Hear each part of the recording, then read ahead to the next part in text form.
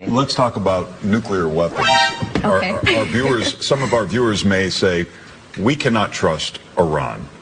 What are your thoughts? I mean, I don't think we can trust this country. I mean, what has this country done to the majority of the countries in the Middle East? You know, like, I don't think Iran's having nuclear weapons. I'm a pacifist. I don't believe in violence. But also, when we look at the legacy of imperialism and colonization in the Middle East, and we see the legacy of this country and all of the violence that it has not only created, but also created the capacity for. A lot of these weapons in the Middle East are completely brought in by the United States. A lot of Americans might take offense to that. You're an American.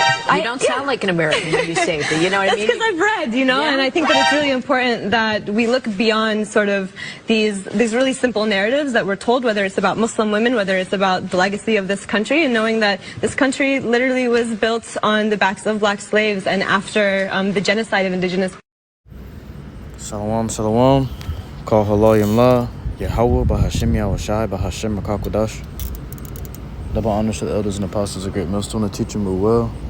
Peace and salutations be to the hopeful elect. I'm Brother Tazwam Gabar coming at you from the Prophets of Babylon camp here in Tampa, Florida. Alright, so this is going to be going into this video where this a Muslim girl from Iran, she was going into pretty much going in on Esau ass, man. They tried to throw a shot at her and she threw several shots back. And they couldn't say shit against that. All they can say, you don't sound like an American. You know? Because she's not an American. None of us are Americans, man. Even these damn Edomites aren't Americans. The motherfuckers stole this land from our brethren, you know, put a name on it, and then started calling everybody that lives here Americans. But that just goes to show you that this devil, man, forked tongue, you know, is conniving, evil. You know, we talking about, I don't think we can trust Iran with nuclear weapons, and she said, well, I don't think we can trust America. Look at what your country's done to all these other countries. And that's absolutely true.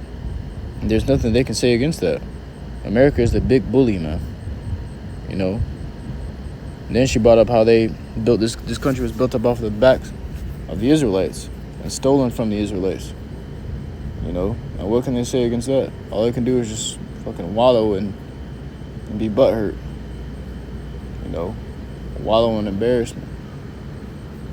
You know, because you can't deny the truth, man. This is the book of Ecclesiasticus, chapter 12, verse 10. Never trust thine enemy, for like as iron rusteth, so is his wickedness. So these countries don't trust Babylon. They know about Babylon. They know about Esau, Edom, and they don't trust them. And they have all the right not to trust them, man. These devils have done innumerable wicked works, harmful, very harmful works to all these countries, man. You know, to all these nations of people. Esau has been a thorn in the side of everybody. It says, for like as iron rusted, so is his wickedness. So if these nations end up trusting Esau, Edom, Babylon, what? They end up getting an embassy in their land. And now their ways are being changed. They got to live according to the ways of Esau, or this shit gonna get nuked. You know? Nothing they can do about it. Babylon's a fucking bully, man. Jeremiah 50 and 23 says, how is the hammer of the whole earth cut asunder and broken? So there you go.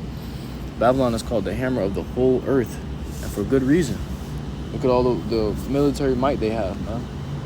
Shit, they got their ruling seat, and there's the throne on the earth from their military might, man. How is Babylon become a desolation among the nations? That goes to show you the Lord going to take this nation that's so powerful, bullying all the nations. The Lord going to take this nation down, man. You know?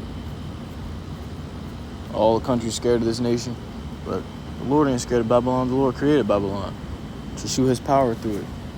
You know? See, you're going to show you how powerful America becomes, and then he's going to take him down in an instant to show you how powerful he is. All right? To show you his name. Okay? Then all the world going to know the name of the Lord and fear the name of the Lord. YAHAWASHI. Book of Habakkuk chapter 2 and verse 5 says, yeah, also because he transgresseth by wine, he is a proud man, neither keepeth at home, who enlargeth his desire as hell. Okay, so he don't keep at home.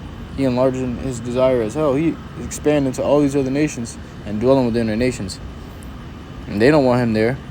But this nigga's a colonizer. conqueror. He gonna come in there and conquer your nation, you know, and then have you doing what he wants you to do, serving his God, bringing his religions and his traditions, his fucking McDonald's, his fucking Metro PCS and shit. You're gonna be putting all this shit in your country, man. Taking your trees, taking your oil, taking your resources. This is the devil we're talking about. He's in rulership right now, and he wants nothing but to fill his own belly. It says, and is as death and cannot be satisfied. This guy is as death, man. Whatsoever he touches, it becomes destroyed. And he ain't satisfied with that. He want more. It says, but gathereth unto him all nations and heapeth unto him all people. That's how that girl got there in that interview. You say, aren't you supposed to be American? You don't sound American, because she's not American, man. You know? Y'all said all countries can come over there, all nations come over. She probably came over there or whatever and told y'all about yourself and y'all shit. You know? She was absolutely correct, man. These devils have done very heinous acts.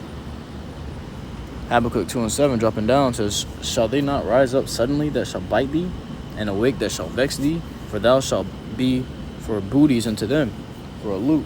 They're going to spoil Babylon, because that's what Babylon has done to them. Galatians tells you, be not deceived, YAHAWASHI is not mocked. For whatsoever a man soweth, that shall he also reap. And Babylon is sowed death and destruction and spoiling. Okay? So death, destruction, and spoiler is going to come upon him. These nations are going to spoil him, man, and take everything that he has just to give it to the Israelites in the kingdom. Verse 8, because thou hast spoiled many nations, all the remnant of the people shall spoil thee, because of men's blood, and for the violence of the land of the city, and of all that dwell therein. Woe to him that coveteth an evil covetousness to his house, that he may set his nest on high, that he may be delivered from the power of evil. This Esau Edom, man. So destruction be unto him. Okay? He had an evil covetousness, and he killed and slain a lot of innocent people. I wouldn't say innocent people, but killed and slain a lot of people for no reason, just to take their shit, man, just to steal. It's the only guy. This is the true murderer. This is the true robber. You ever see those videos, people getting robbed and murdered? That's Esau Edom as a whole. You know, they rob these nations and murder them. It's bad enough you're already robbing them, but then you gotta murder them. You gotta rob them of their life too.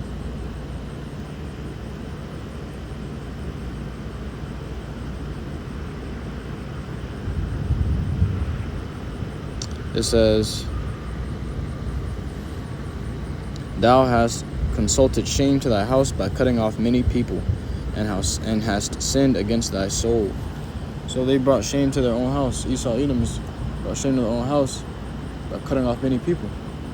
The main people he fucked up with is Israel, man. You know, you gonna pay for that shit. These devils gotta pay for that shit, man. Okay. Scripture say, shame shall cover thee for thy violence against thy brother Jacob. Shame shall cover thee, man. The violence and the cutting off of Israel that they did, shame gonna cover their ass. Shame is already covering them. They're ashamed to hear their crimes that they've committed. Whenever you bring up the crimes of Esau Edom, okay, they feel ashamed. That's why they're looking like that. You're supposed to be an American. You don't sound like an American. She was really butthurt, man. You know? They can't deny the evil that they have done. But I truly hope this lesson was edifying to you. YAHAWAH to listen to truth and sincerity. So next time, I give all glory, honor, praises unto YAHAWAH, BAHASHAM, YAHAWASHI, BAHASHAM, QADASH. Shalom.